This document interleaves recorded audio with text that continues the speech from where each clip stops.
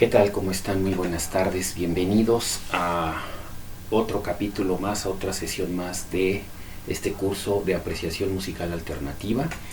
Vamos a estar platicando sobre música acontecida durante el siglo XX. De hecho, me gustaría hacer un recordatorio. Bueno, este es un fragmento de algo de lo que vamos a estar escuchando justamente el día de hoy. Ya les explicaré con más detalle de qué se trata, qué temas tenemos para ahora, todo lo concerniente.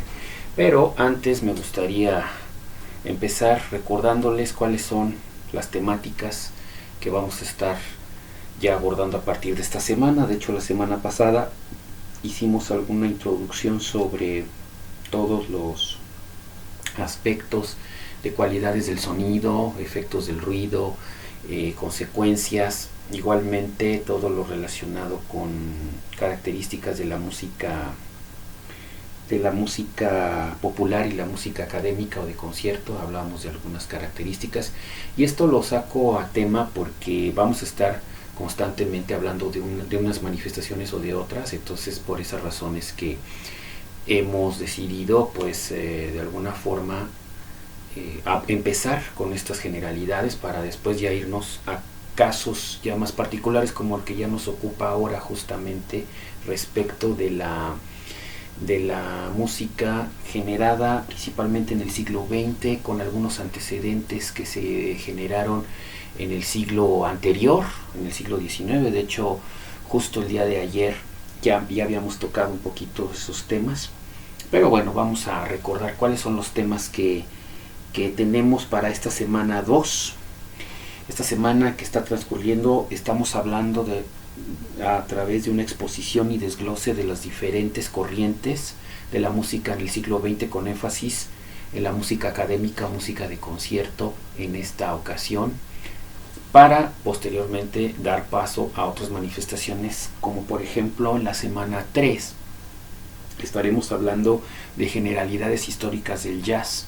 Asimismo, hablaremos de la influencia del jazz en otros géneros musicales, o sea, cómo de alguna manera el jazz, además del contexto histórico y que ya sabemos, pues de qué forma se hace presente para influir en otros estilos, en otros géneros de música, justamente dentro de este siglo XX. Y en la semana 4 vamos a platicar sobre la influencia de la música latina. Ahora vamos a hablar sobre la música latina, generada también en el siglo XX. O sea, todas estas manifestaciones que nosotros conocemos dentro del terreno latino, vamos a abordar eso. E igualmente vamos a platicar sobre proyecciones de la música latina en la actualidad. Bien, pues estos son como los principales temas que vamos a abordar a partir de esta semana en adelante. Ya, y repito, hicimos una semana previa de actividades de curso con generalidades propias del sonido, con cosas muy básicas que básicamente en cualquier escuela de música se enseña cuando se trabaja esta asignatura de la apreciación musical, pero nosotros le vamos a dar énfasis a lo que ocurre a partir del siglo XX y acá, cómo apreciar, cómo escuchar, sobre qué elementos también poder nosotros emitir algún tipo de juicio o crítica, pero en base ya a algunas herramientas que les vamos a ir compartiendo poco a poco. Entonces, por estas razones que hemos diseñado esta temática del curso, y pues vamos a hacer muy rápidamente un resumen de lo que vimos la clase pasada, o sea, la de ayer, en la cual en realidad empezamos a hacer una breve introducción de justamente las manifestaciones que se dan en el siglo XX, pero a través también de algunos antecedentes que se generaron en el siglo anterior, en el siglo XIX. Hablábamos en el último tercio del siglo XIX como poco a poco la manera de tratar la armonía principalmente, es decir, la conjunción de sonidos superpuestos que se pueden ejecutar simultáneamente y que pueden enlazarse, se pueden interconectar con otros sonidos semejantes, o sea, con otros acordes. Durante mucho tiempo prevaleció como un esquema muy fijo, una situación muy determinada, que de hecho yo ponía algunos ejemplos tocados. De hecho, nada más quiero recordar algunos ejemplos.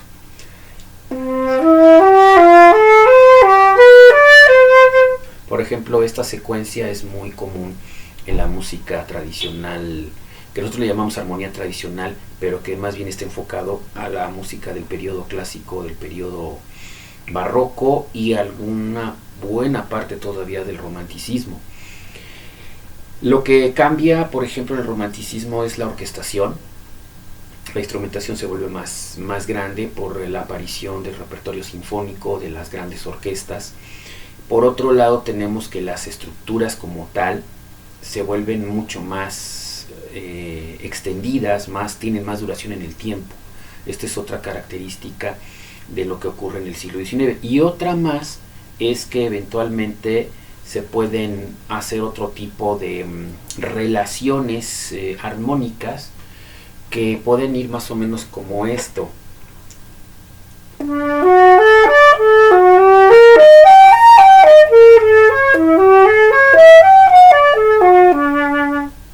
¿No? Este es solamente un ejemplo de lo que se ocupaba inclusive desde el clasicismo y parte del romanticismo, ¿no? Y también, pues, eventualmente como este tipo de acciones.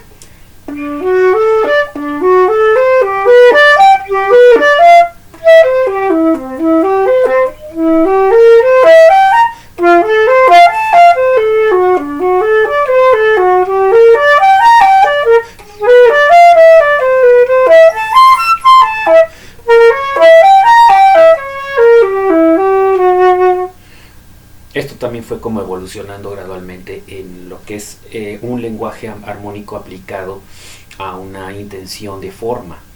Y después, bueno, se vuelve un poco más complejo, algo como esto.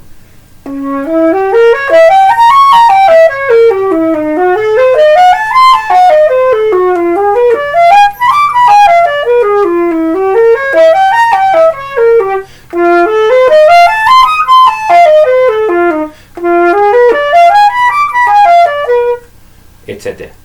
Entonces, cuando esto se va como mezclando con los anteriores elementos, le da como una mayor riqueza y una mayor variedad en cuanto a formas de escuchar la música. Y de hecho, justamente el día de ayer empezamos a ver algunos ejemplos ya de forma grabada de cómo se genera este tipo de cambios gradualmente. De hecho, los vamos a retomar, vamos a retomar un poquito esa parte con algunos fragmentos grabados, pero quería yo más o menos tener como el hilo del resumen que hicimos justamente en la clase de ayer. Entonces, vamos a recordar las preguntas que dejamos en tarea para que ustedes revisen en mi canal de YouTube. Que por cierto, quiero hacer un comentario. El día de ayer el sistema para subir el video a YouTube estuvo bastante lento, entonces en realidad hasta hoy por la mañana, muy temprano, fue que finalmente ya se logró subir. Por lo tanto, es probable que no tengan quizás la oportunidad de haber visto el video. Si lo tuvieron, que bueno. Si no, lo que vamos a hacer es que vamos a dejar pendiente las respuestas para el día de mañana y las vamos a juntar con las de hoy, con las preguntas que generemos hoy para mañana también. Entonces, solamente quiero recordar las preguntas que dejamos. Bueno, la primera pregunta fue ¿cuáles son las dos obras escuchadas en la sesión de ayer justamente? Entonces, esto si ustedes revisan el video de ayer, ahí van a ver algunos primeros ejemplos que hablamos.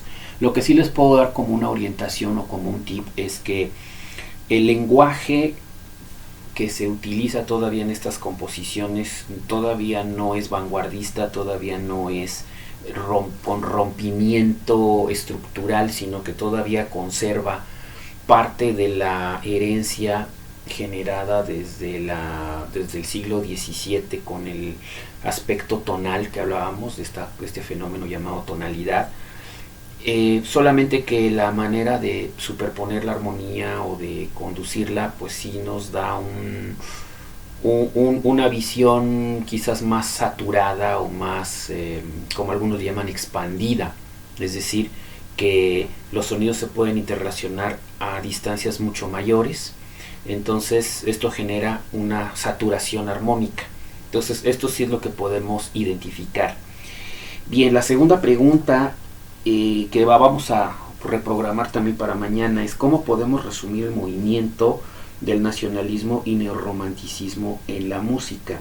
Entonces aquí ya entramos en describir ya algunas de estos movimientos que se empezaron a generar como antecedente desde el siglo XIX por cuestiones que yo mencionaba de índole social, político, cultural y económico en algunos casos, que afecta a la música, ¿no? Entonces, como ejemplo poníamos la creación de nuevos países en el último tercio del siglo XIX, sobre todo en Europa, la creación de lo que es la moderna Alemania, lo que es la moderna Italia, cómo de repente empezaron a lograr una unificación como país. Entonces ahora tenemos este resultado hasta la fecha, pero anteriormente eran reinos o eran provincias o eran pequeños países, quizás, ¿no? Independientes cada uno, pero finalmente lograron una unidad. Entonces esto de alguna manera trae como consecuencia la efervescencia y la creación y la necesidad de resaltar valores que justamente estimulen lo nacional, o sea, la identidad como un pueblo. Entonces es parte de las características de lo que nosotros consideramos que es el nacionalismo, ¿no? Lo que ocurre es que durante el siglo XX, durante sobre todo el primer tercio del siglo XX, todavía hay como esta tendencia expandida o alargada de lo que ya se venía generando en el último tercio del siglo XIX. Entonces, en el siglo XX todavía encontramos algunos compositores con esta visión nacionalista. Ejemplos, tenemos por ejemplo a Dmitri Shostakovich en Rusia, que más bien le toca la transición del régimen zarista al bolchevique, que de hecho ya Dmitri Shostakovich le toca más bien resaltar valores nacionales, folclóricos o propios del pueblo soviético ahora, pero ahora bajo una visión ideológica diferente, ¿no?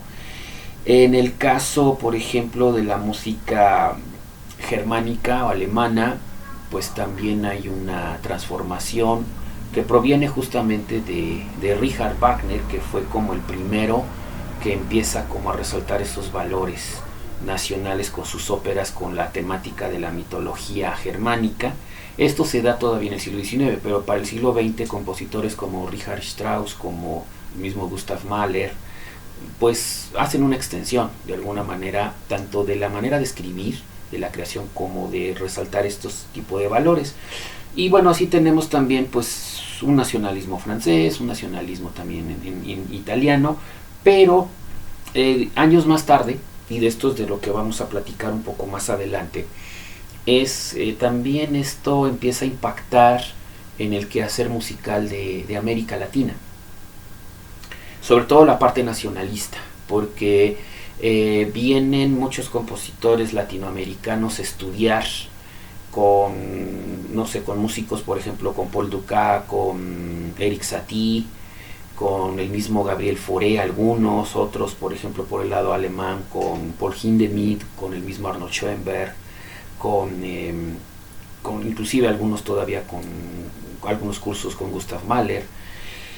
Entonces, los compositores latinoamericanos que de alguna manera se empapan de todas estas influencias francesas y alemanas principalmente, van generando su propia creación, también resaltando algunas características folclóricas de sus países, ¿no? Ejemplos así rápidamente, porque sí vale la pena como más adelante también escuchar ejemplos de algunos de ellos que sí tenemos preparados. Es, bueno, en el caso de México, pues tenemos que mencionar evidentemente a Silvestre Revueltas como un compositor que generó esta parte nacional, pero influido por lenguajes y por técnicas de composición de compositores europeos como algunos de los que ya mencioné.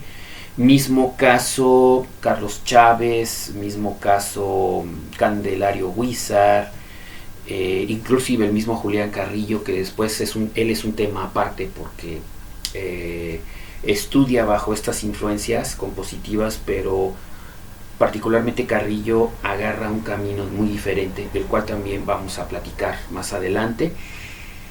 Si nos vamos a otros países latinoamericanos, también tenemos, por ejemplo, a Heitor Villalobos, brasileño, que también estudió bajo esquemas franceses principalmente. Es como que él tuvo más información sobre las técnicas de composición del impresionismo y de varios autores de índole francés. Pero traslada también a su manera ya muy particular, resaltando cuestiones de sus ritmos, de las melodías, de las costumbres brasileñas. Pues él también empieza como a meter este tipo de situaciones lingüísticas en su música. Otro ejemplo, Alberto Ginastera, argentino, que también pues tiene como esta misma línea, esta misma formación. Y podríamos mencionar, bueno, también en el caso de Cuba tenemos a Leo Brauer también como un ejemplo de estas tendencias, ¿no?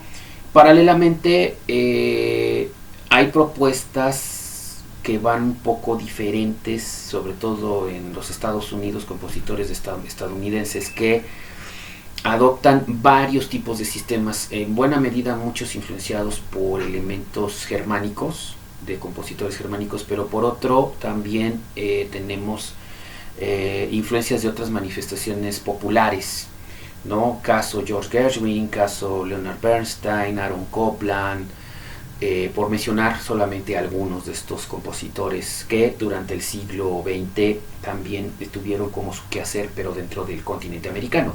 Entonces, como se dan cuenta, lo que ocurre en Europa en un momento dado va a repercutir en la creación de los países en América, ¿no? Por eso dejamos como aparte toda esta cuestión creativa en América, porque también es muy interesante empezar a abordar estas temáticas. Esperemos que el tiempo nos lo permita para poder como al menos dejar algunas bases, y por qué no pensar a lo mejor en abrir un curso a futuro donde ya profundicemos más sobre el quehacer en América Latina o en Estados Unidos, en cuestiones de influencias, pero por ahora vamos a hacer un mapa un poco más general para poder tener como mayores elementos. Entonces, la segunda pregunta que dejamos de tarea, que la vamos a volver a dejar de tarea en virtud de que pues el video de YouTube subió muy lento, entonces para que ustedes tengan oportunidad de verlo, es ¿cómo podemos resumir el movimiento del nacionalismo y el neorromanticismo en la música? Esa es la pregunta, ¿no? Y regresando al resumen, ya hablé un poco de las características de lo que es un nacionalismo, y también hablamos un poco de esta otra característica que es el neorromanticismo, que no es más que una extensión de lo que ya estaba establecido, es decir, realmente no se genera un cambio, sino más bien es una propuesta en la cual se acepta continuar con la misma tendencia. Entonces realmente hay pocos cambios. Lo que ocurre es que a veces el lenguaje estructural y armónico principalmente se pueden confundir o se pueden como mezclar entre no abandonar esquemas existentes, pero al mismo tiempo representar el nacionalismo. O sea, realmente van como un poquito de la mano, pero sí hubo compositores que sin tener un compromiso de resaltar valores nacionales, locales, sí siguieron una línea de composición perfectamente identificable realmente como románticos. Quizás uno de los ejemplos más a la mano que podemos tener es la obra de Camille Saint-Saëns, autor francés que cruza el siglo, compositores como Karl Reinecke, que es mucho menos conocido, pero es como el equivalente a escuchar a Brahms, una extensión de lo que hubiese hecho Brahms en otros terrenos que quizás Brahms ya no alcanzó a componer. Anton Bruckner, mismo caso. El mismo Gustav Mahler es de alguna forma una extensión de estas circunstancias. Y pues y claro, hay otros compositores de otras nacionalidades que lo mismo y hicieron como esta cuestión extensiva, en la cual pues no tocaron realmente significativamente alguna estructura bajo principio romántico, por eso les llamamos neorrománticos. Bien, la tercera pregunta, hablábamos y preguntábamos esto, algunas características del impresionismo son, bueno, ¿qué es esto del impresionismo? Entonces realmente aquí es a donde nos quedamos, y ya haciendo como resumen, y justamente con esta parte es que me voy a ocupar de desarrollar un poquito más la clase de hoy. Vamos a platicar de algunas cosas referentes del impresionismo. Bueno, ya escucharon en mis ejemplos tocados algunos sistemas de escalas. Me gustaría ahora hacer algunas líneas melódicas, unos fragmentos de música de líneas melódicas, en la cual se pueda ejemplificar mayor las diferencias justamente de un tipo de composición y de otro tipo de composición. Entonces, bueno, ahora voy a tomar un ejemplo de una música escrita en siglo XIX.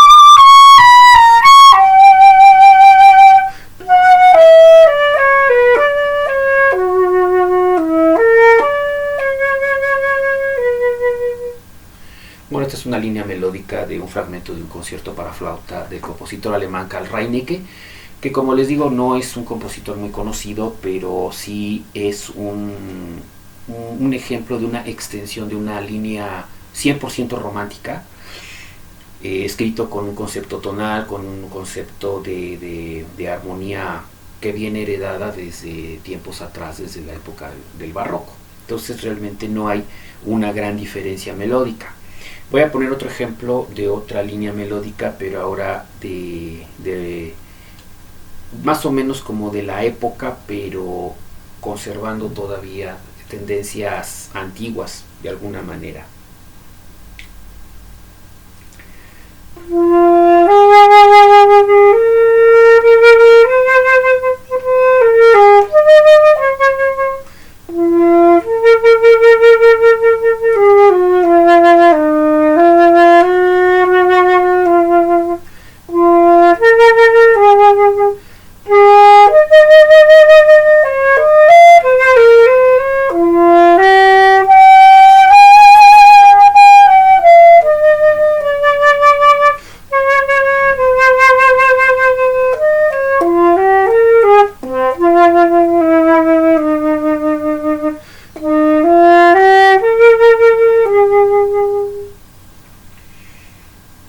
Bien, este es otro ejemplo de una melodía tradicionalmente romántica. Es un fragmento de la romanza Opus 35 de Camille Saint-Saëns para flauta y orquesta. El anterior ejemplo, nada más para acabar de dar el dato, es el segundo movimiento del concierto en re mayor Opus 283 de Karl Reinecke, para que tengan el dato. Por si después ustedes gustan escuchar esta música en su versión completa, lo pueden hacer. De hecho, sería recomendable para ir identificando algunas cuestiones del tipo estructurales y melódicas de todos los elementos que he hablado. Lógicamente, por cuestiones de tiempo y para que nos dé justamente tiempo de hablar de varios temas, es que estoy haciendo selecciones muy puntuales de ciertas melodías. Bien, ahora voy a transitar gradualmente en el tiempo para ir mostrando otros ejemplos lingüísticos que nos acerquen un poco más al impresionismo. Voy a usar ahorita un un fragmento de un compositor francés, Gabriel Fauré, en el cual, sin renunciar realmente a la tendencia de la extensión romántica, de hecho Gabriel Fauré fue un poco de estos, pero por otro lado empieza a darnos como algunas pequeñas pistas o algunos antecedentes de lo que vendría más adelante, ¿no? En cuanto a su composición. Ya otros compositores posteriores harán lo propio en cuanto a la evolución, en cuanto a tomar estos elementos para desarrollarlos más ampliamente. Sí, voy a tocar algunos fragmentos de esta obra, que es su Siciliana Opus 78.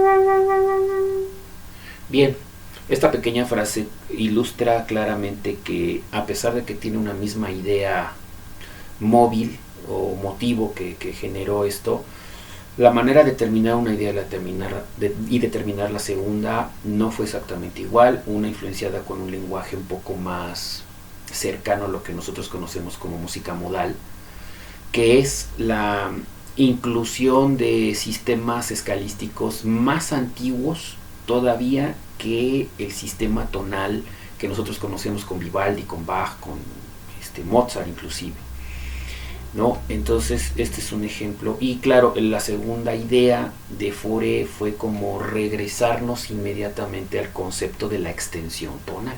Entonces sí, juega un poco con esta parte. Voy a tocar un segundo fragmento.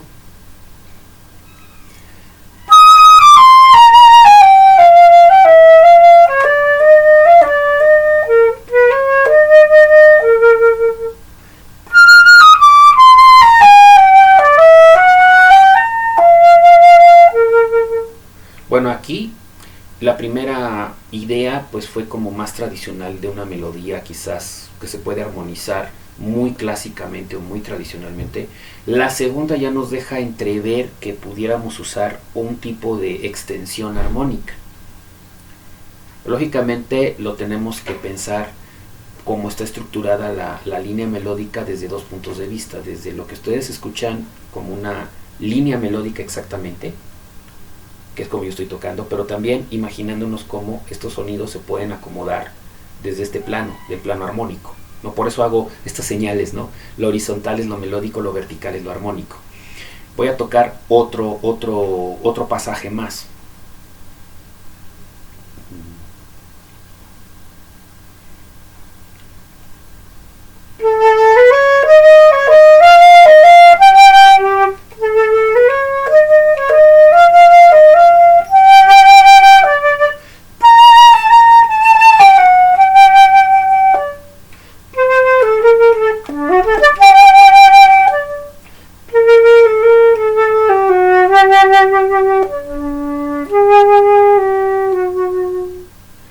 Aquí, por ejemplo, en la primera intervención que hice reiterativamente una misma escala dos veces, es justamente la idea que deja Fauré para que compositores como Claude Debussy más adelante retomen ese principio para poder realmente jugar con estos sistemas combinándolos con algunos ya existentes. Ahorita les voy a platicar y les voy a ilustrar ya más en concreto, ¿no? Voy a tocar ahora un poquito el final de esta misma obra para que ustedes vean cuál es como la sensación armónica que nos va a dejar.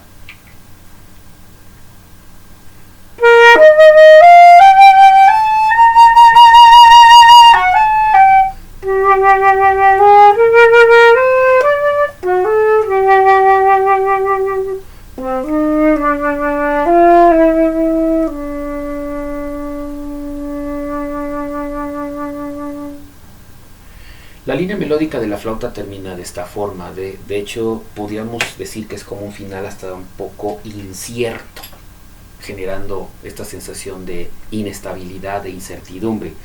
Claro que cuando ya tenemos la parte armónica, pues ya como que clarifica más la idea de que seguimos todavía en un esquema tradicional armónico, pero sí nos da ya ciertos pasajes de una extensión, de una contrapropuesta justamente a los esquemas que se venían trabajando desde el clasicismo y anterior.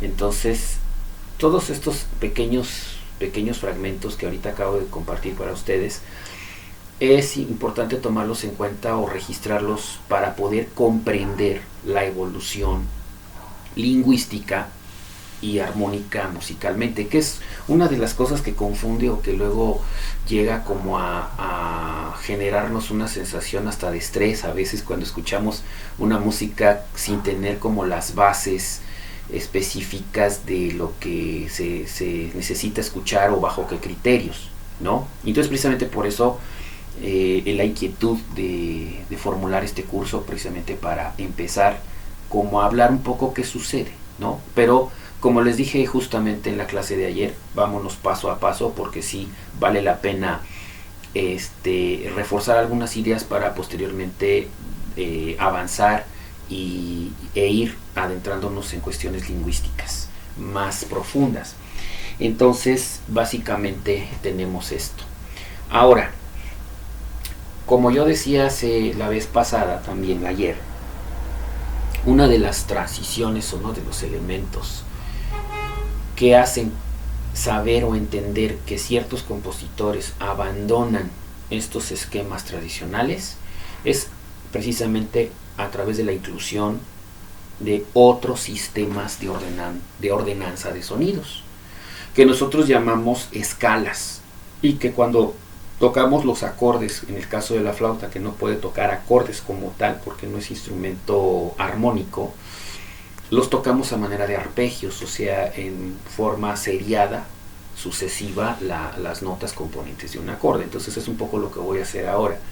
Entonces comentaba yo que para los impresionistas, y vamos a hablar concretamente del impresionismo, en la música se da a través de incluir otro tipo de esquemas escalísticos y armónicos. Entonces vamos a empezar por algunos ejemplos así de qué tipo de escalas se pueden dar. Bueno,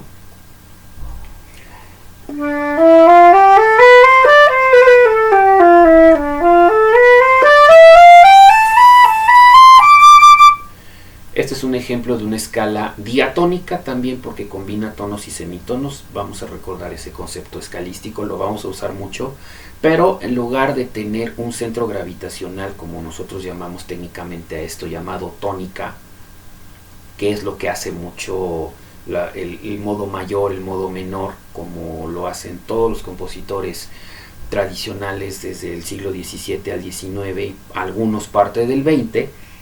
Para el impresionismo ya puede haber opciones varias de uso de otras escalas. Vamos a poner otro ejemplo.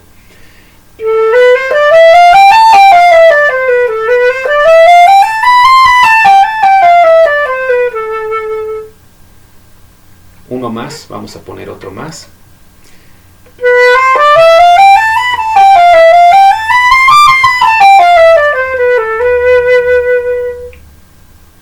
Todos estos que acabo de tocar son escalas provenientes de antiguos modos griegos. De hecho, las escalas que acabo de tocar tienen un nombre relacionado con alguna región de la antigua Grecia.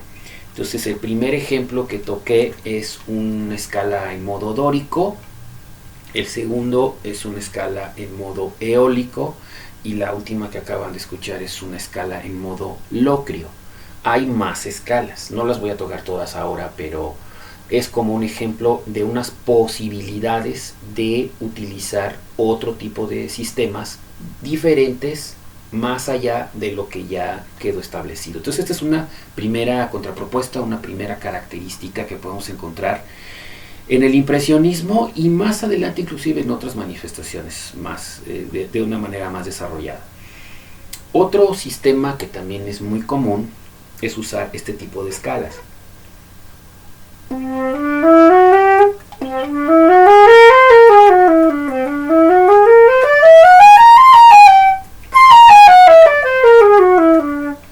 O voy a traducirlo en otra región.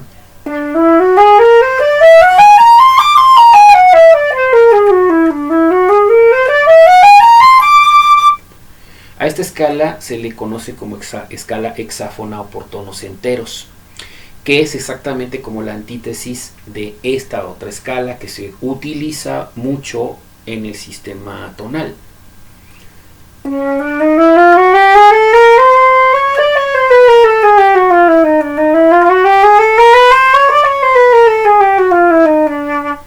¿No? Este es, digamos, como el contrario. Esta es la escala cromática, de la cual también ya hablé ayer, que es una escala hecha por 12 semitonos distintos.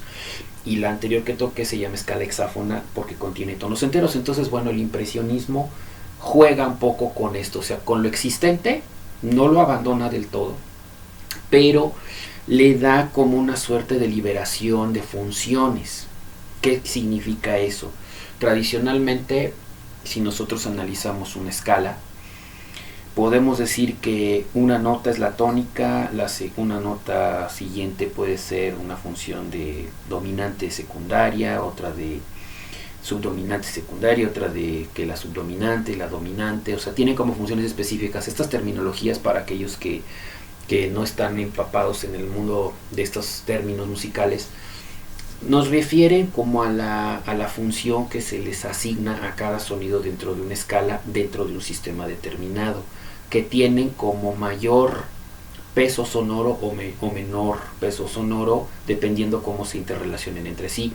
Entonces, esto había mucho en el sistema tonal.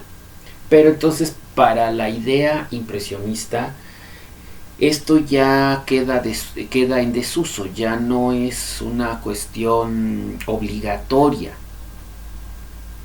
Más bien como que la idea es mejor rompe con eso, o sea, ya ese recurso está agotado, de acuerdo a las tesis, no nada más de los impresionistas, sino de algunas otras corrientes que también vamos a platicar. Había como ya esa forma de decir, bueno, hay otras maneras de ordenar los sonidos, entonces esta era una. Entonces, otra forma, y hablando ya como acordes,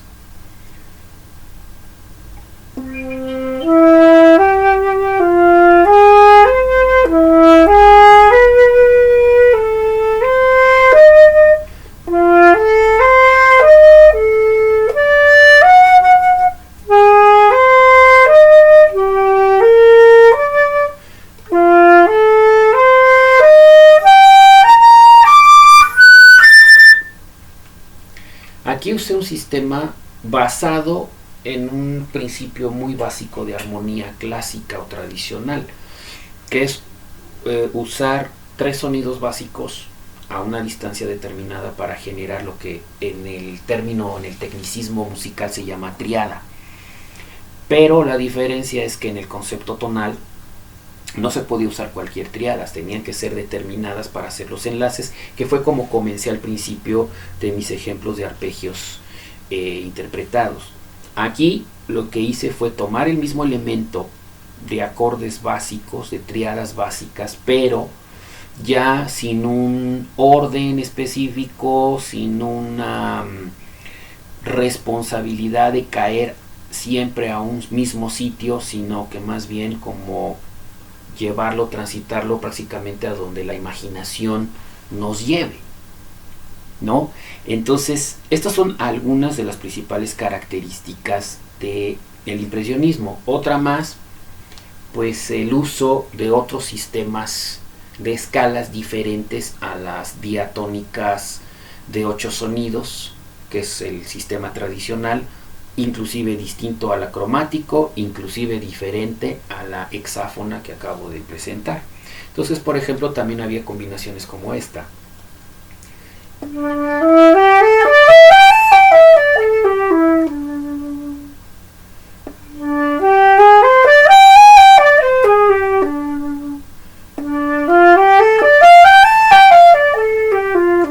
Etcétera. Aquí estoy hablando de seleccionar dentro de una gama de 12 sonidos solamente 5. Y esto es el nacimiento de sistemas pentáfonos o pentafonías. Ahora, las pentafonías no son nuevas en cuanto a aparición por primera vez. Igualmente en algunas culturas lejanas, por ejemplo en la cultura china, en la hindú, en música japonesa, inclusive en música, en algún tipo de registro de música prehispánica, se manejaban muy comúnmente estos sistemas pentatónicos o pentáfonos, les voy a llamar mejor para no confundir con la escala pentatónica, porque ese es otro tipo de escala, sobre todo utilizada en el jazz. Pero sistemas pentáfonos había ya desde hace tiempo, igual en Sudamérica.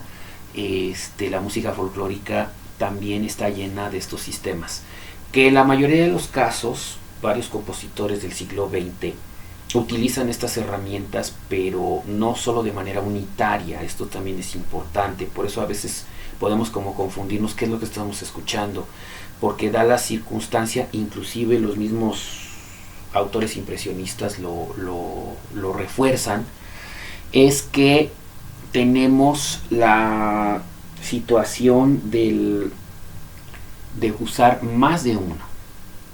¿Por qué? Porque en sí mismo cada sistema de los que acabo de tocar para ustedes pueden resultar limitados en cuanto a la explotación de esto. Entonces, de alguna manera, y como una estrategia también para captar la atención del que escuche este tipo de música, pues tenemos diferentes sistemas. Entonces, estos sistemas justamente se van a dar en base al criterio, yo diría, y a la imaginación, a la creatividad del compositor. Entonces, tenemos aquí que todas estas características, de manera arbitraria, indiferente o a conveniencia del creador, del compositor, va a utilizar estos sistemas, ¿no?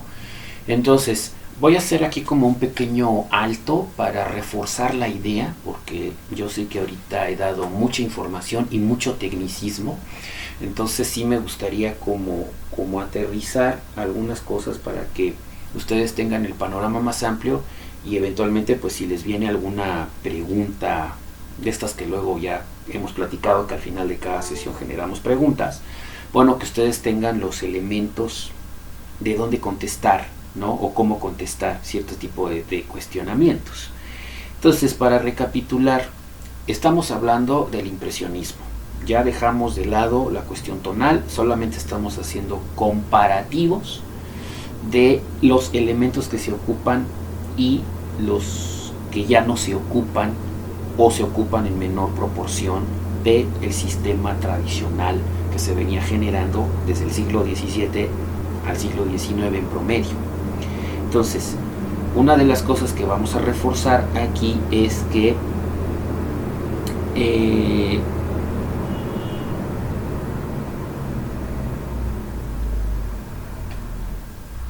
un planteamiento de la armonía en el impresionismo se da justamente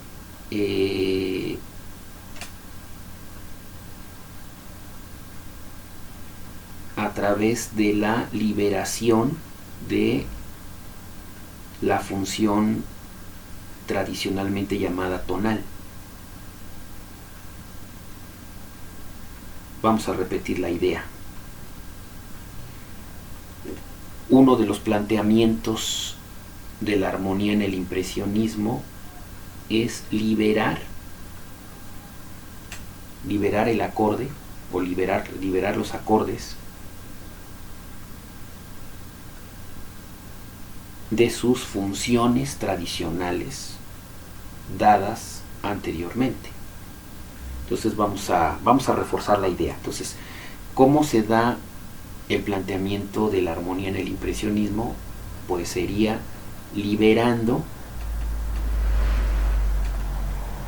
los acordes de las tradicionales funciones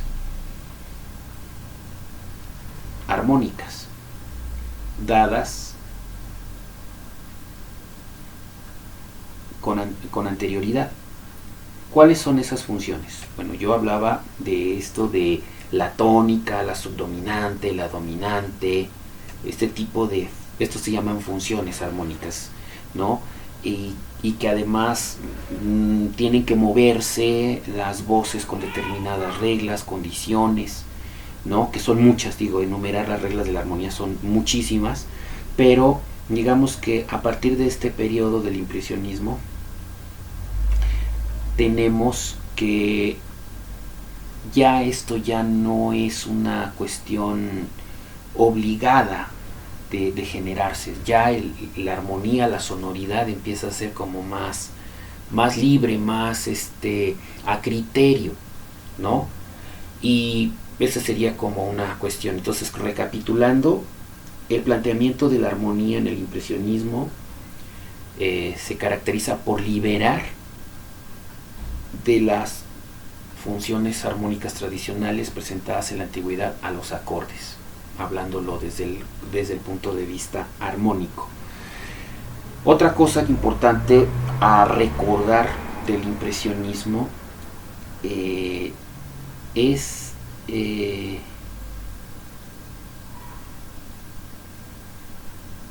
el uso de otros sistemas escalísticos o escalas para la generación tanto de melodía como de la interrelación armónica. Entonces aquí, para recordar algunas de ellas, vamos a mencionar y a reiterar que además del sistema tradicional tonal, tenemos escalas modales,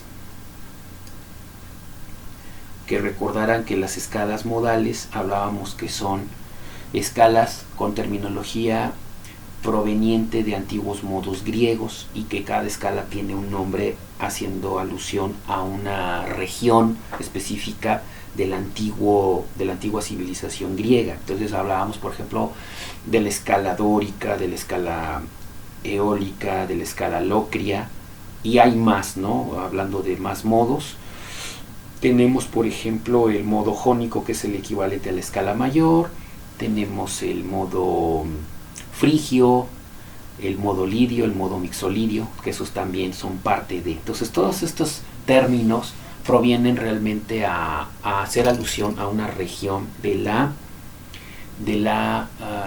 antigua cultura griega. Entonces a esto se le llaman escalas modales, ¿no? Otro tipo de escalas también son las escalas pentáfonas,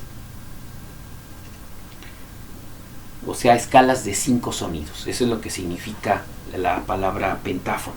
5 sonidos acomodados de un modo también muy específico. No es que se use una sola escala pentáfona como quizás en el jazz, que sí se reconoce más preponderantemente el uso de las pentatónicas, pero en esta música realmente es como más amplio el concepto de la pentafonía, por eso yo hablo más ampliamente de esto. Entonces hay escalas pentáfonas, varias escalas pentáfonas, no es solo una, y también muy característico una escala que se llama hexáfona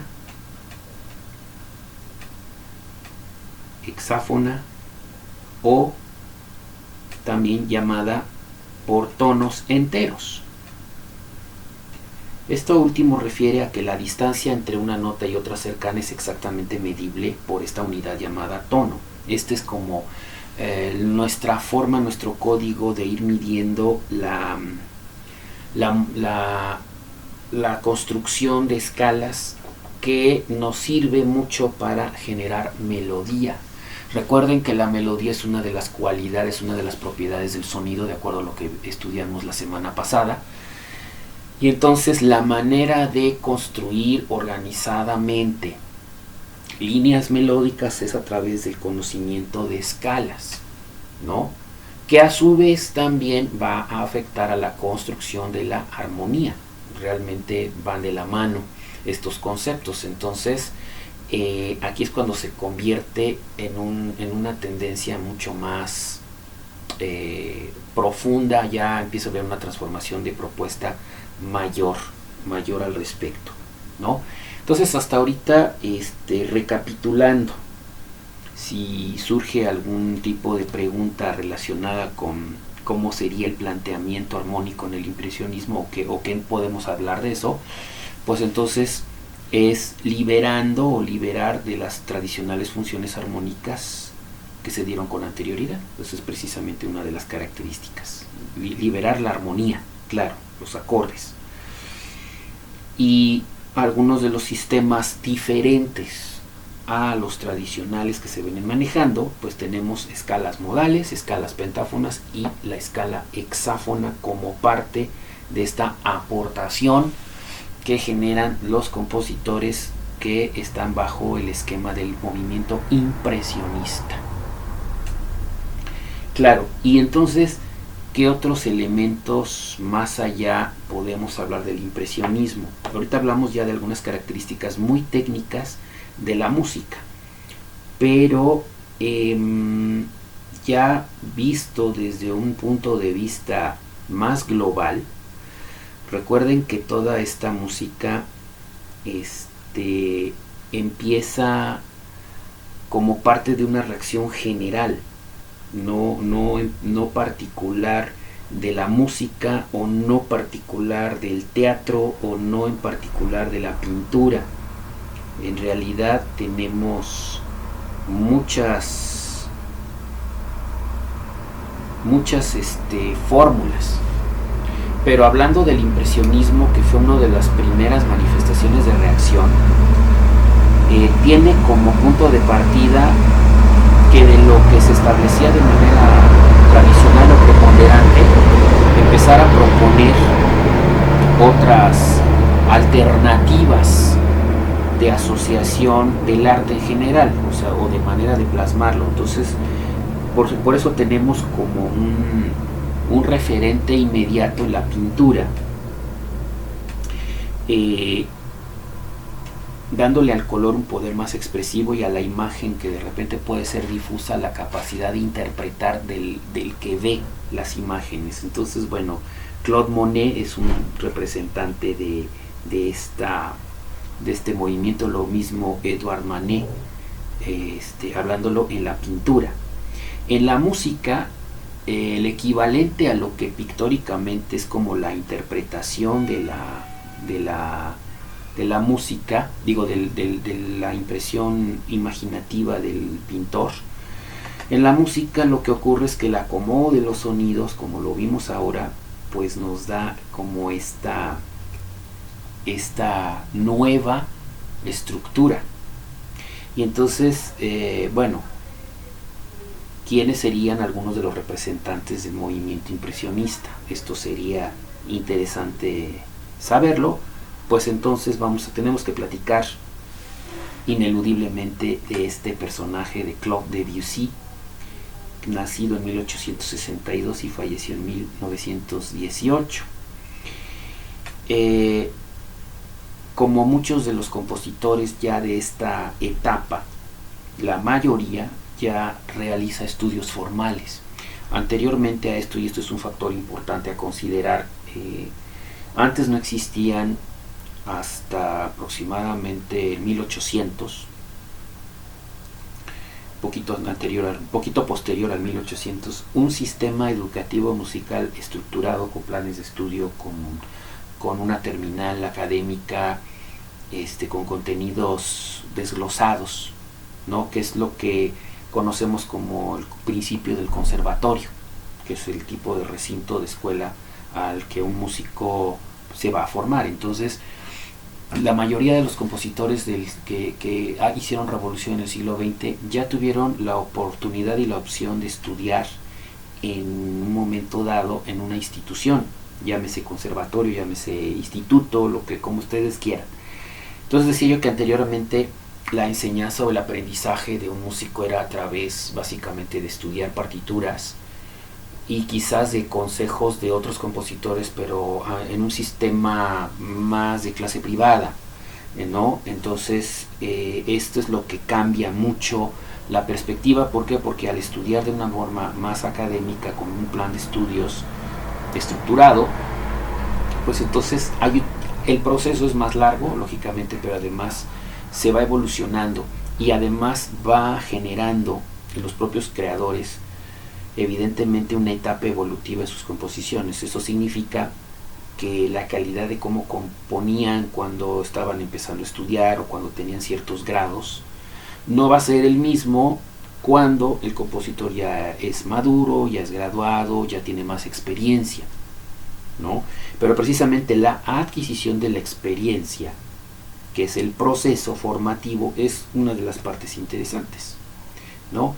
Entonces, en el caso de Claude Debussy, pues él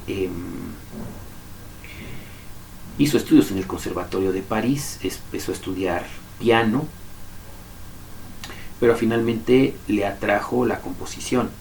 Inclusive en su época había un premio, un concurso internacional de composición que era el premio de Roma, que en esa época era muy cotizado, era muy codiciado ganar ese premio porque le daba un estatus.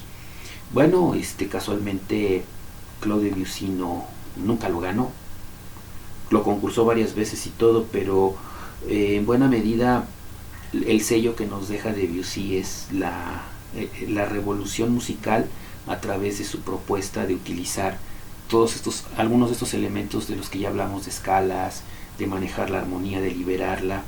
Entonces, pues realmente es interesante como escuchar mucho la música de Debussy para entender más sobre estos patrones de ordenamiento distintos. Hizo solo una sola ópera, Peleas y Melisande, basado en mitología, por cierto. Pero él se fue más hacia otro tipo de trabajos orquestales. De hecho, fue muy afecto a escribir música para orquesta. Claro, hay pasajes, como también estudioso del piano, que le dedicó muchas páginas a la creación pianística, como por ejemplo su famoso nocturno, que es parte de una colección de piezas que se llaman Suite Bergamasque, que es uno de los ejemplos más típicos de la música pianística de Debussy. Pero también tenemos en él muchas páginas de partituras orquestales, de manejar la instrumentación a niveles quizás no vistos con anterioridad. Quizás el único exponente, hablándolo de un compositor de orquesta, que pudiese tener como algo sobresaliente y del cual quizás Debussy no fue tan partícipe de esa propuesta, fue lo que hacía Gustav Mahler con algunas sinfonías, en las cuales inclusive Mahler requería de muchos más instrumentos y de una orquesta ampliada por secciones. A veces hay obras donde se requiere una sección de metales ampliada hasta a 8 voces por sección, igual con las maderas, ¿no? Y evidentemente también la cuerda se ve como ampliada. Debussy quizás no fue tanto hacia ese lado de la expansión orquestal, pero sí fue más hacia las combinaciones tímbricas, o sea, cómo relacionar ciertos instrumentos que de repente no eran muy comunes, combinarlos de acuerdo a los cánones de las obras del siglo XIX, principalmente, que es en el siglo donde se desarrolla más el plano orquestal. Entonces plantea otro tipo de dinámicas, otras propuestas. De hecho, juega mucho con secciones de vientos en la mayoría de las veces para dar como estos colores.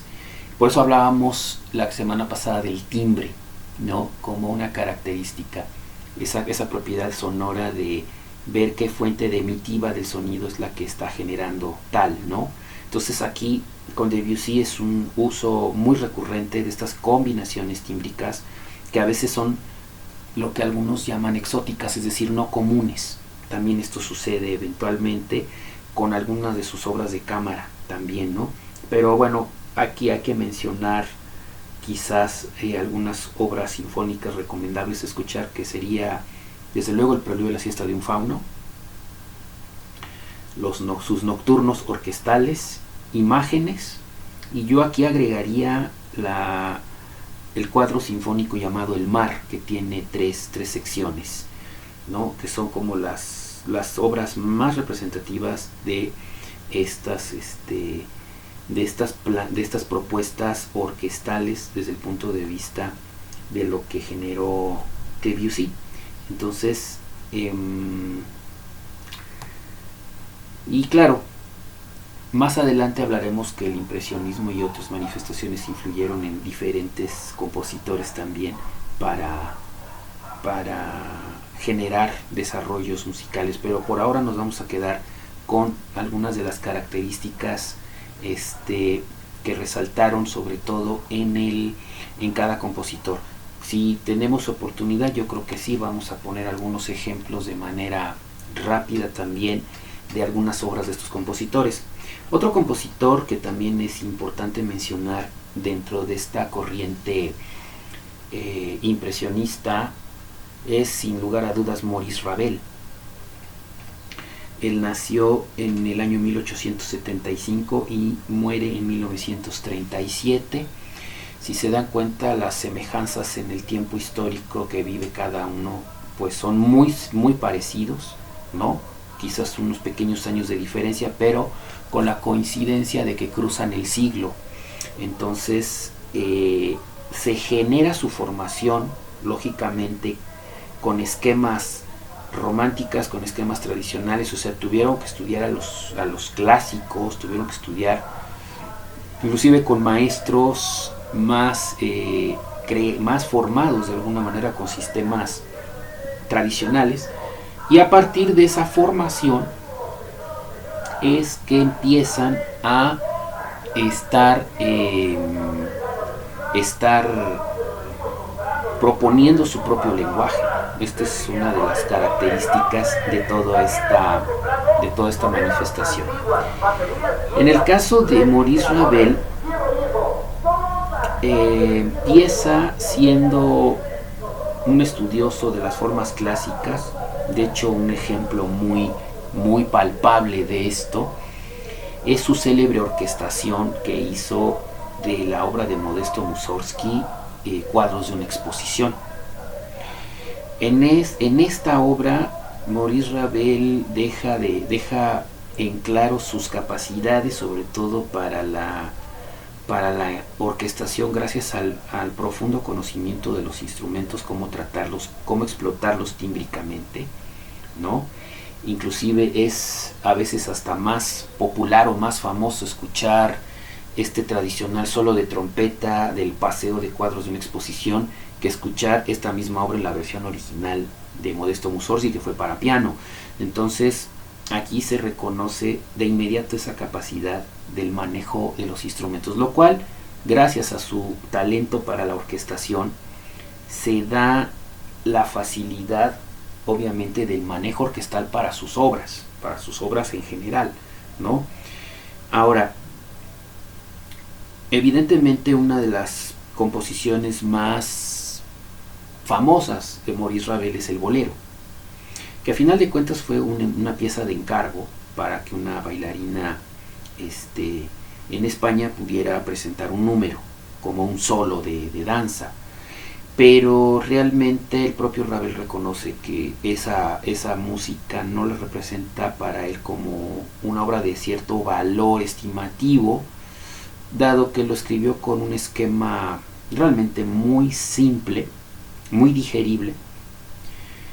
Pero a pesar de esa cuestión anecdótica, esa es la obra más popular de Maurice Ravel. Y aún así, aún siendo con un esquema muy simple, porque básicamente son como dos secciones que se repiten durante más de 10 minutos, tenemos que el manejo de la tímbrica le da este toque, o sea, no renuncia a esa calidad.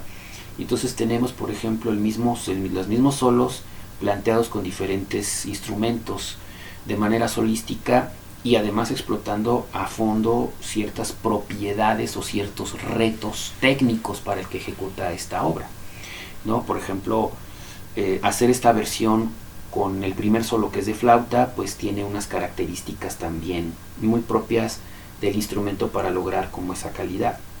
Pero si vemos ese solo, por ejemplo, trasladado a un ensamble con una trompeta, un oboe y un pícolo, pues también le da otro tipo de toque y de calidad al ensamble.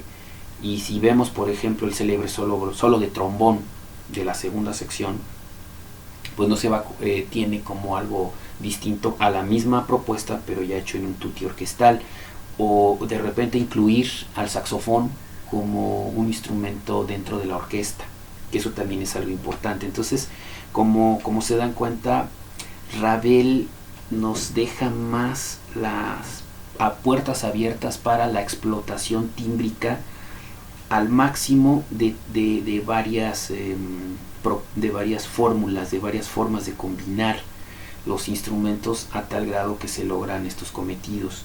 Bueno, algunas obras recomendables para escuchar de Ravel, que son muchas, más allá del bolero, que es lo más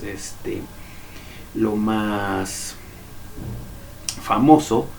Bueno, pues tenemos su Rapsodia Española, Valses Nobles y Sentimentales, La Pavana para una infanta difunta, el concierto para la mano izquierda, que es para piano y orquesta, y este también es anecdótico porque se lo dedica a un amigo suyo, pianista, que lamentablemente es reclutado en el ejército francés durante la Primera Guerra Mundial y pierde el brazo derecho, entonces se queda con el izquierdo y lógicamente pues su amigo entra en una profunda crisis, y entonces Ravel, para animarlo a que continuara su carrera, le compone expeditamente este concierto para la mano izquierda, así es como se llama. Es una obra muy recomendable también escucharla porque tiene un perfecto reconocimiento de la lingüística que hemos hablado, de cómo se aplica, pero sobre todo cómo hacer todas las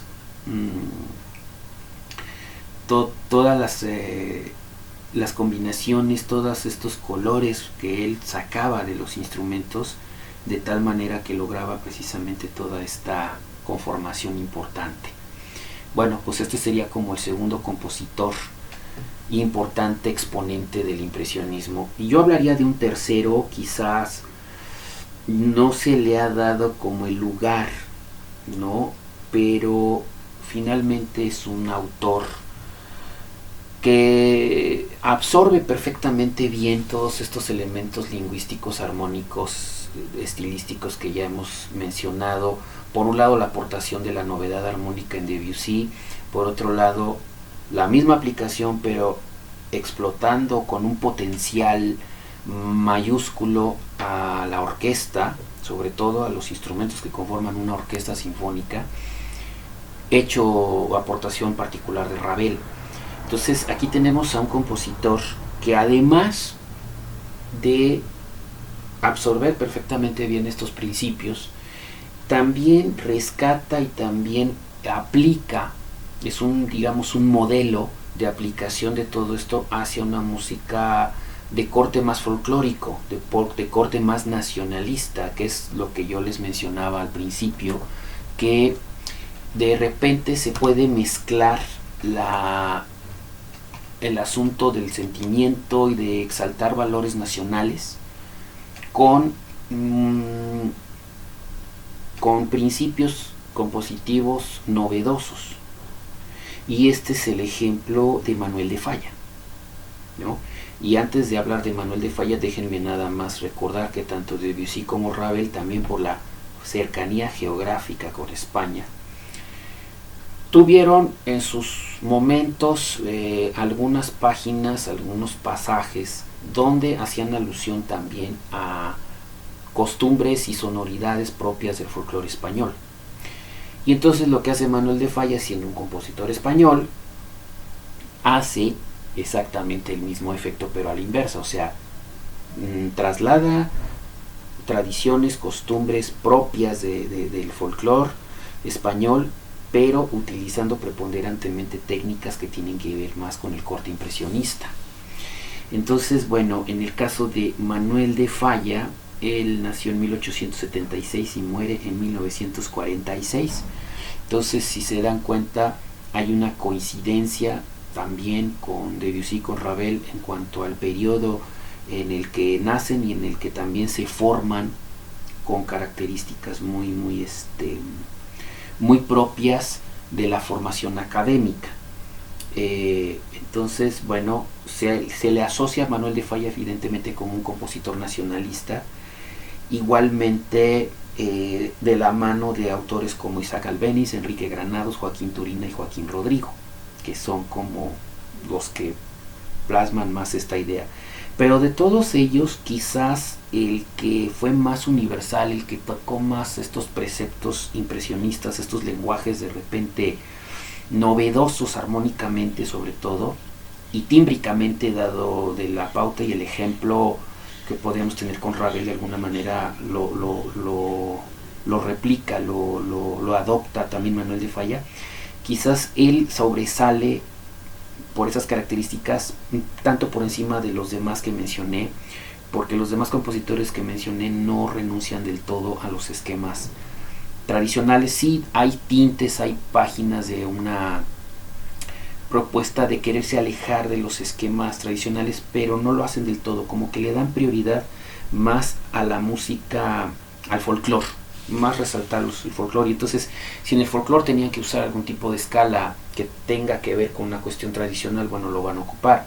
Pero obviamente también hay que recordar que en España mucha de la música también está influenciada por la cultura árabe, por la dominación que tuvieron en su tiempo. Entonces, pues da como resultado esto. También no dejemos de lado que en España también hubo un movimiento muy fuerte, sobre todo en el siglo XIX, de lo que es la zarzuela. Entonces también esto es importante tener como esta cuestión. Y bueno, Manuel de Falla tuvo como un elemento a su favor, fue que desde su familia le inculcaron la enseñanza de la música. De hecho, su madre le empezó a dar los primeros conocimientos de solfeo y de piano, y entonces pues a partir de ahí empezó todo su estudio, ¿verdad? En Madrid principalmente. Pero pues lo más trascendente, lógicamente, aparte de conocer a todos estos compositores y crear un bloque que representara justamente los valores nacionales en España, también hay que recordar el hecho también que en parte, de alguna manera, el destino de España como país es la cuestión del conflicto que hay entre los republicanos y el fascismo, representado por Francisco Franco, que a final de cuentas este segundo es el que, a través de una guerra civil que dura varios años, es el que asume el poder. Y bueno, empiezan una serie de cambios también y que le afectan al propio de Falla, porque finalmente él, pues su creación como va de la mano de otras propuestas lingüísticas que se alejan un poco de la cuestión de los esquemas muy tradicionales, pues de alguna manera se ve obligado a emigrar, y entonces de hecho se va a vivir a París. Y es por eso también que tiene mayor influencia su escritura con estos elementos que ya mencioné. Bueno, algunas de las obras recomendables de escuchar de Manuel de Falla pues están Noches en los Jardines de España, tenemos La Vida Breve, que es un drama en un acto, tipo ópera, pero en un solo acto. También pues tenemos El Sombrero de Tres Picos, que es un ballet, El Amor Brujo, por mencionar algunas. De hecho, principalmente el aporte de Manuel de Falla, entonces el resumen radica en adoptar sistemas propios del impresionismo, como esquema armónico, como esquema formal, el manejo tímbrico, que de alguna manera nos deja como ejemplo la obra de Ravel. Y por otro lado, pues incluir temáticas propias de su país, ¿no? O sea, de repente hay páginas donde escuchamos perfectamente influencias que tienen que ver con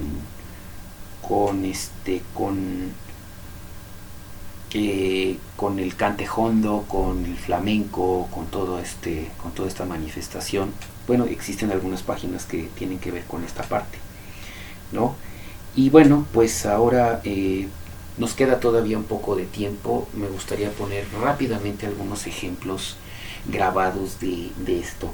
Y ya que estamos justamente hablando de Manuel de Falla, me gustaría poner algunos fragmentos de su obra del sombrero de tres picos, la danza final, que es una jota. Como ustedes saben, la jota es una danza muy característica folclórica de España. Entonces lo que hace, y ustedes van a constatar de todo lo que hablamos, de la aplicación de diferentes fórmulas de lenguaje que tienen que ver quizás más con el aspecto impresionista, y usando indistintamente todas estas fórmulas de las que ya platiqué, y por otro lado tenemos parte folclórica. Entonces tenemos ahí una combinación interesante.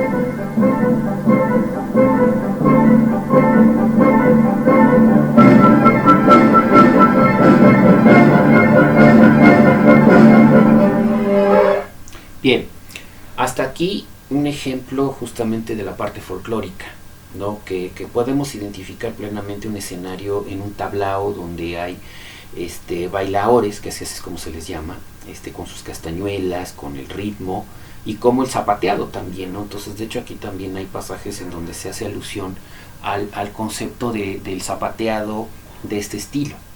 Y también hay páginas en las cuales hay otros elementos que no tienen que ver con folclore. Voy a poner un fragmento justamente de esta parte, de esta idea.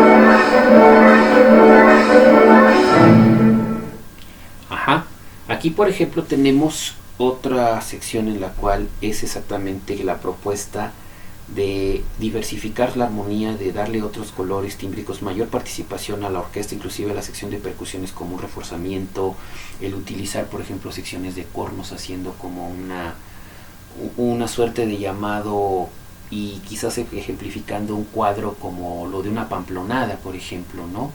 Donde ustedes saben que la tauromaquia pues es una parte de la cultura española muy importante. Entonces de repente si hay pasajes en donde pudiésemos escuchar algún revuelo de la música, que hace como un espejo, como una suerte de despertar a la imaginación esos posibles escenarios. Y esa es precisamente otra de las características importantes del impresionismo, que lo que a lo mejor usted escucha puede tener un complemento con lo que yo escuche, o puede ser diferente, a lo mejor la impresión que nos deja, ¿no? Entonces por eso se llama impresionismo, porque nos deja como la libertad, la facultad de nosotros interpretar de repente algunas cosas que evidentemente en el clasicismo, en el romántico, en el barroco es otra idea, porque ahí hay como una estructura más definida en cuanto a un fin particular, de acuerdo a cómo se componga. Pero aquí nos da como esa elasticidad de repente de interpretar algunas cosas con algunos elementos muy aterrizados, en el sentido, por ejemplo, del título de la pieza, que es una danza particular, pero además nos remite a otros escenarios, al escenario, por ejemplo, del cantejondo, al escenario de las corridas de toros, de la pamplonada, de otros escenarios, ¿no? Les voy a poner un tercer fragmento para pasar a otra obra.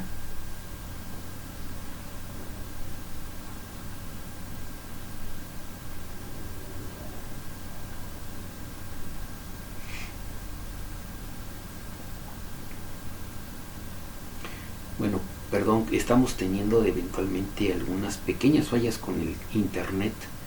de repente tenemos que reconfigurar aquí. Bueno, mientras les voy explicando que, complementando la idea de Manuel de Falla, pues básicamente en toda su música se generó toda esta tendencia de exaltar o de resaltar ciertas costumbres, ciertos valores hechos. Entonces básicamente es como lo que tenemos aquí de manera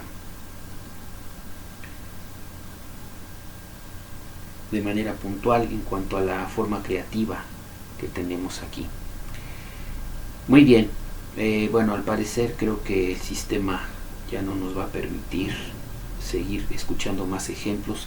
Les debo obviamente ejemplos que tengo de la música de Debussy, de Ravel, que los vamos a poner, claro que sí los vamos a poner. Es aquí una cuestión más bien de la señal del internet, que nos está llegando un poco débil la recepción. Espero que con este intento logremos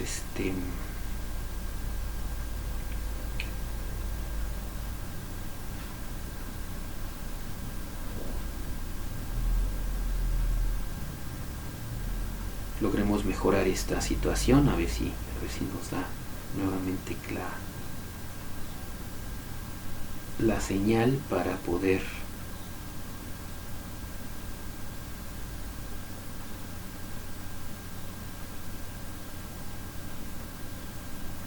no, lamentablemente ya no nos va a permitir realmente seguir con estos ejemplos grabados. Bueno, es una lástima porque realmente es parte de la idea, es poner ejemplos grabados, pero bueno, por lo menos ya se llevan ahora una idea más concreta de algunas características del impresionismo. Lógicamente vamos a platicar mañana, continuaremos con la plática respecto del impresionismo para poner ejemplos de otros compositores. Y bueno, si usted quiere recordar cuáles fueron estos compositores,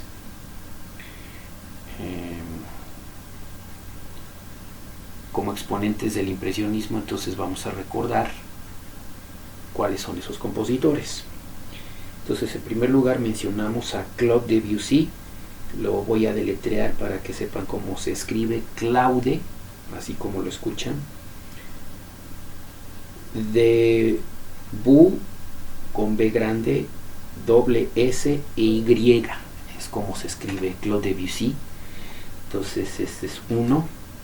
El otro compositor del cual hablamos es Maurice Ravel, que su nombre se escribe Maurice con C y E al final, Ravel como lo escuchan con V. Ese es como se escribe Maurice Ravel. Y el tercer compositor del cual ahorita empezamos a platicar es de Manuel de Falla. Entonces, pues recapitulando, hacia grosso modo lo que vimos el día de hoy, pues fue profundizar un poco en el impresionismo con ejemplos en vivo, y bueno, pues alcanzamos a poner un ejemplo grabado de una obra orquestal ejemplificando estas tendencias de lenguaje, estos cambios, con armonías distintas, con inclusión de nuevas escalas, de nuevas estructuras, para darle como un toque, un carácter más profundo y original, rompiendo con los esquemas tonales, que esto es básicamente lo importante. Otro elemento del cual platicamos fue pues la incursión de estos sistemas. Mencionábamos ejemplos como escalas modales, pentafonías, escala hexáfona, que se incluyen aparte de todos estos esquemas que ya explicamos. Y pues leímos y estudiamos y recomendamos algunas obras de tres de los grandes principales exponentes del impresionismo en la música, que son Claude Debussy, Maurice Ravel y Manuel de Falla. No tienen un orden específico de prioridad, simplemente por orden de aparición biográfica es como los estoy mencionando. Entonces, bueno, pues este es el resumen ya actualizado al día de hoy. Y bueno, pues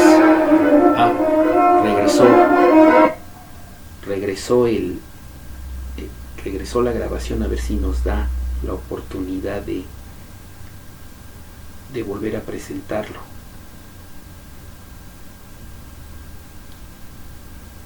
No, creo que fue una... No, ahora sí, como dicen por ahí, fue una falsa alarma. En realidad, pues ya no tuvimos oportunidad de escuchar más. Bueno, entonces vamos a las preguntas que vamos a dejar justamente de tarea. Para mañana vamos a subir inmediatamente este programa, esta sesión a YouTube para que ustedes ya lo puedan consultar. Entonces, las preguntas son, número 1, ¿cómo se da el planteamiento de la armonía en el impresionismo? Voy a repetir, ¿cómo se da el planteamiento de la armonía en el impresionismo? Recuerden que esto fue una de las explicaciones que dimos al principio de qué ocurre con esto, en diferencia de lo que ocurría en el romanticismo o en otras épocas. Segunda pregunta, menciona algunos sistemas escalísticos en el impresionismo. Sistema escalístico o escala es lo mismo, ¿no? Entonces hablamos de varios tipos, entonces podemos mencionarlos cuáles son sin ningún problema. Si ustedes revisan este video con calma en YouTube, ustedes van a encontrar sin ningún problema la respuesta. ¿Qué compositores son exponentes del impresionismo? Lógicamente vamos a tocar los que vimos hoy, ¿no? O sea, no tengan inconveniente en buscar a lo mejor algo más, no. Nos vamos a referir a los que vimos en esta sesión, ¿no? De los que platicamos sus datos biográficos y que aunque lamentablemente no pudimos escuchar ejemplos de dos compositores de los cuales hablamos, por lo menos pudimos abordar uno de ellos. Entonces, bueno, pues es simplemente mencionar los nombres de los compositores que estudiamos y que vimos el día de hoy. Bueno, pues por el momento vamos a dejar la transmisión aquí, dado que ya no tuvimos oportunidad de continuar con el ejemplo grabado, porque bueno, sí tenemos un problema de recepción de señal. Déjenme hacer todavía un último intento, pero creo que no se va. Vamos a ver si...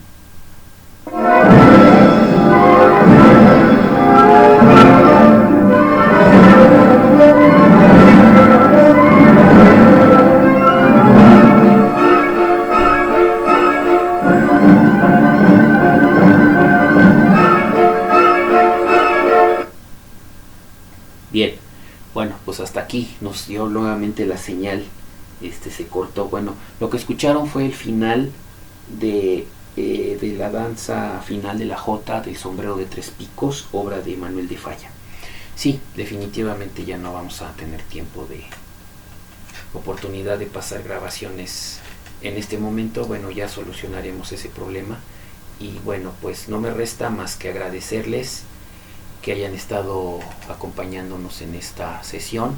Nos vemos el día de mañana. Vamos a continuar lógicamente hablando más del impresionismo, pero también vamos a hablar de otras corrientes para ir como dándole paso a nuestra temática de la música generada durante el siglo XX, con énfasis en la música académica o de concierto.